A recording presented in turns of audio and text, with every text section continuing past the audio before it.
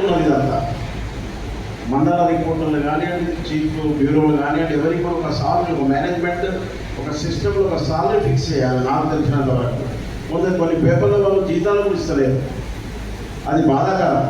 కాబట్టి మేనేజ్మెంట్ ఇటువంటి అసోసియేషన్లు మీరు ఫైట్ చేయాల్సిన అవసరం ఉంది మేనేజ్మెంట్ మీద. ఎందుకంటే ఒక సిస్టమేటిక్గా ఒక స్కేల్ ఉండాలి.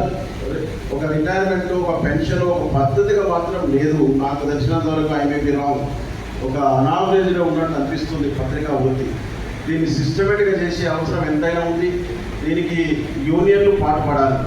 మీ యూనియన్తో పాటు ఇంకా చాలా యూనియన్స్ ఉన్నాయి. యూనియన్లు పాటుపడి ఒక ఆర్గనైజర్గా ఒక జీతాలు, సెక్యూరిటీ లైఫ్ ఉండాలి. ప్రెస్ రిపోర్టర్కు నాకు ఫస్ట్ రాగానే ఇంత జీతం వస్తుంది, నా స్కేల్ ఇంత, నా పెన్షన్ ఇంత, ఒక పద్ధతిగా స్టేట్ గవర్నమెంట్ ఎంప్లాయీస్ ఎట్లుంటారో ఆన్ పార్ విత్ మీరు కూడా ఉండాల్సిన అవసరం ఉంది. ఎందుకంటే చాలా గొప్ప కంట్రిబ్యూషన్ మీది. దురదృష్టవశాత్తు కొన్ని పత్రికా మేనేజ్మెంట్ అయితే ఇండస్ట్రియలిస్టులు అయిపోతున్నారు, కొన్ని రాజకీయ పార్టీలు అయిపోతున్నారు. మీరేం చేస్తారు? వాస్తవాలు రాయాలన్నా మీ చేతిలో ఉండదు. రాజకీయ నాయకులు ఒక పత్రిక, పారిశ్రామికవేద ఒక పత్రిక. కాబట్టి సిస్టమ్స్ అన్ని మారిపోతున్నాయి. ఈ మారిపోతున్న తరంలో కూడా నిష్పక్షపాతంగా పాలిషాలిటీగా వాస్తవాలు మీరు బయటకు తీయాలి. వాస్తవాలు రాయాలి. వాస్తవం రాస్తే ఒక పేపర్లో చూస్తే ఒక రకంగా ఉంటుంది, ఇంకో పేపర్లో చూస్తే ఒకటే వార్త 4 పేపర్లో 4 రకాలు ఉంటుంది. మరి మాలాంటి వాడు ఏది నమ్ముడు, ఏది సత్యం అనే క్వశ్చన్ మార్క్ చేసుకోవాల్సి వస్తుంది. ఇవన్నీ కూడా దృష్టిలో పెట్టుకొని ఒక మంచి పవిత్రమైన వృత్తి కాబట్టి దీన్ని మంచిగా రాయాలని మీ కొన్ని బాధలు ఉన్నాయి. భాష లాంటివన్నీ వింటున్నా నేను. ఇవే కాదు, ఫస్ట్ మీ సెక్యూరిటీ ఉండాలి, మీరు మెడికల్ ఫెసిలిటీ ఉండాలి. ఇక రేపు ఎక్స్పెన్సివ్ అయిపోయింది హాస్పిటల్స్. మీ ఫ్యామిలీ చిన్న మండలాల్లో అయితే రిపోర్టర్లను చూస్తే బాధ అవుతుంది.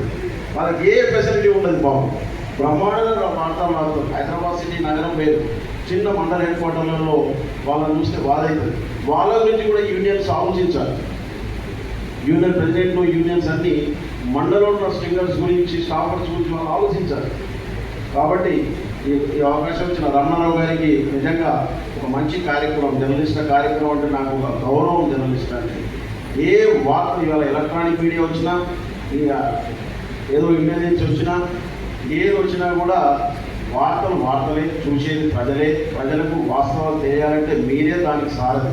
మీ వృత్తి అంత పవిత్రమైనది. పవిత్ర వృత్తిని గౌరవం కాపాడే విధంగా మీరు చేయాలని కోరుతూ, మరి మీకు సంబంధించిన ఏ హక్కులు కానీ ఇప్పుడైతే గవర్నమెంట్లో లేదు కానీ మాతోనే సాయం చేస్తాం. రమణారావు గారు వృత్తాభక్తిగా మాతోనే సాయం, మీ యూనియన్ కానివ్వండి, మీరు ఎప్పుడు ఏది అడిగినా చేస్తామని లక్ష్మణకు, రమణారావు గారికి తెలియజేస్తూ ఈ అవకాశం ఇచ్చిన యూనియన్ సభ్యులందరికీ పేరు పేరున కృతజ్ఞతలు తెలియజేస్తూ సెలవు తీసుకుంటున్నాం.